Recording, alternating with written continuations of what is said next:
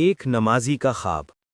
حضرت عبداللہ بن عمر رضی اللہ عنہ سے روایت ہے کہ میری عشاء اور فجر کی نمازیں ہمیشہ باجماعت ادا ہوتی تھیں۔ ایک رات میرے ہاں کچھ مہمان آ گئے جن کی وجہ سے میں عشاء کی نماز باجماعت ادا نہ کر سکا۔ چنانچہ میں نے عشاء کی نماز گھر پر ادا کی۔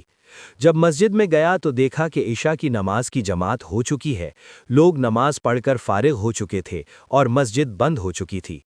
میں اپنے گھر لوٹ آیا اور دل میں سوچا کہ بلا شبہ حدیث پاک میں آیا ہے کہ جماعت کی نماز کی فضیلت بہت زیادہ ہے۔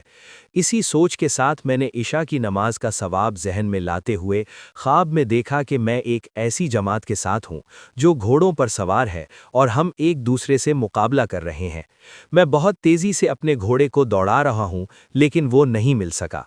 میں نے اپنے گھوڑے کو کوڑے سے مارنا شروع کیا مگر گھوڑا تیز نہ ہوا۔ تب کسی نے کہا، تم اسے کیوں مارتے ہو؟